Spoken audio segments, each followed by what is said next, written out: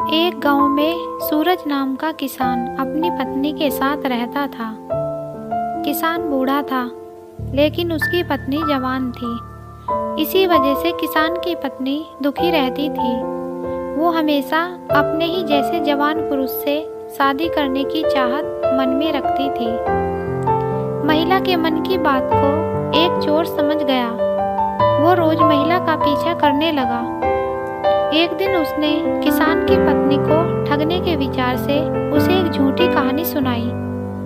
चोर ने कहा, सालों पहले मेरी पत्नी मुझे छोड़कर चली गई थी। अब मैं अकेला हूँ।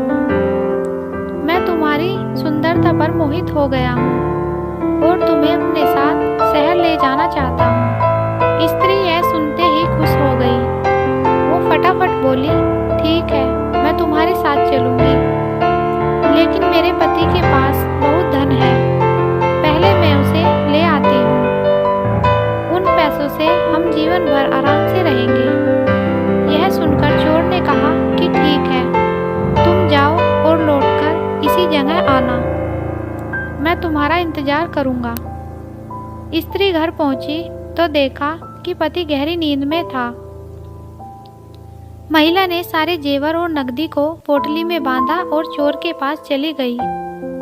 किसान की पत्नी को आता देखकर चोर के मन में हुआ, अब मैं बहुत जल्दी धनवान बनने वाला हूँ। बस अब इस महिला से पीछा छुड़ाने की तरकीब निकालनी होगी। तभी किसान की पत्नी चोर के पास पहुंची। उसके पहुंचते ही दोनों दूसरे शहर की ओर निकल गए।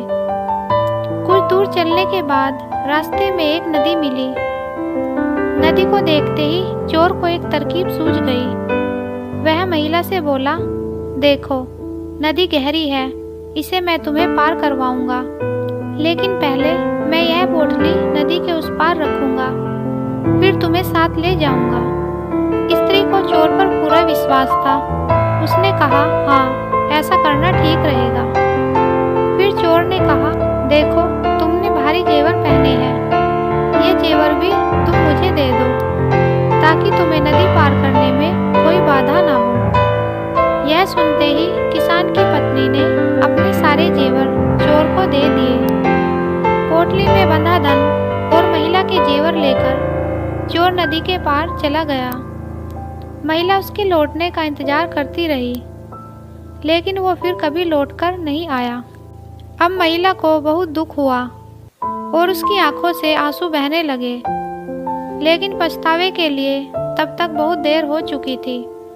उसका सारा पैसा और जेवर लेकर चोर जा चुका था।